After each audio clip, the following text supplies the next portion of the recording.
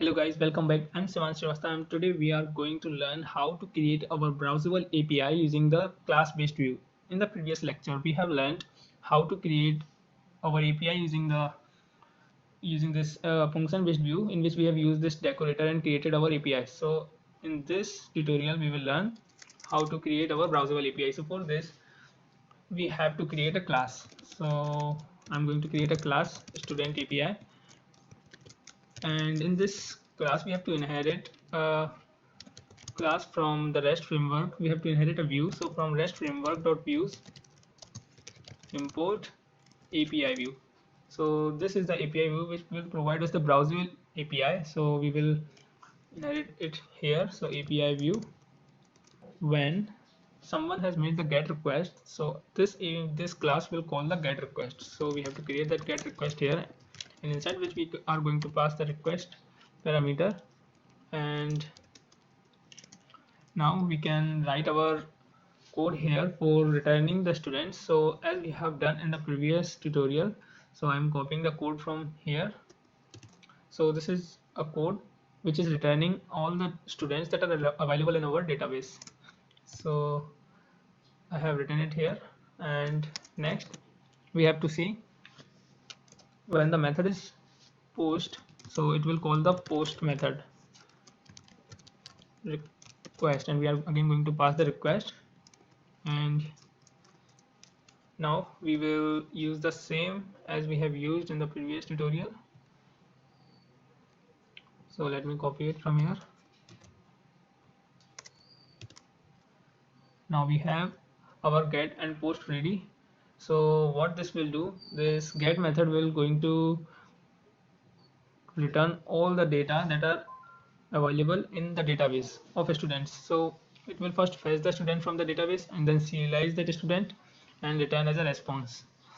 Similarly, for the post request, it will take the data that is coming for posting on our database.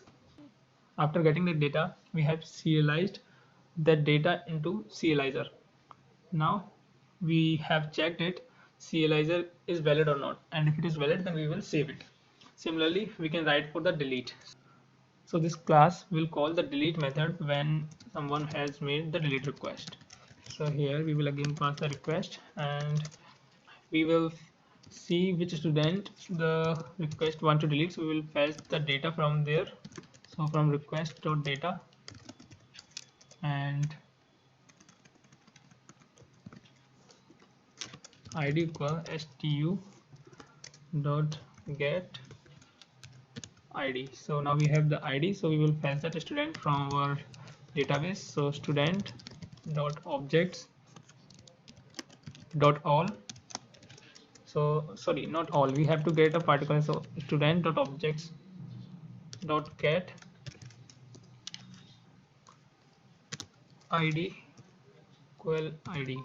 So this will fetch the student with id, and we have to delete this student. So stu dot delete, return response. So now let me copy it from here, control C, control V. So here, instead of returning the message it has been created successfully, we will return student deleted successfully. So since we are defining our methods in the class, so we need to pass the self parameter here. So self comma request and self comma request, and here also we will do the same. So now we will include this class in our urls.py. Here we need to create one more URL,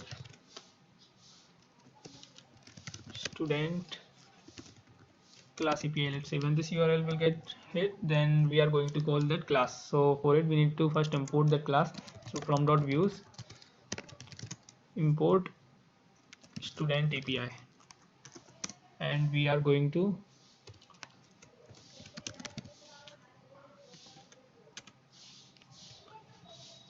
render that class as view. So here we will write student API dot as view method, and let's say the name we gave it it's not necessary. If you don't want to give it, then leave it. So student class API. Now let's test it. So for testing, I have already run the server, so let me go to that URL, this URL. So I'm copying it from here. Let's go to that. So here you can see, since we have written only three methods here, get, post and delete, you can also write the put request here to update the student in the database. So here another option will get created if you will write that method. So here now you can see,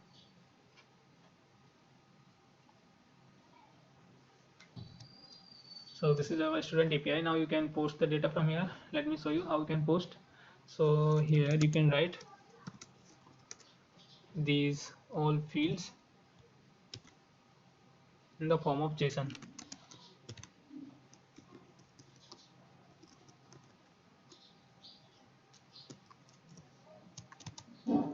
Now since you have written all these ID, so let me change it, ID 12, and instead of Shivans, let's say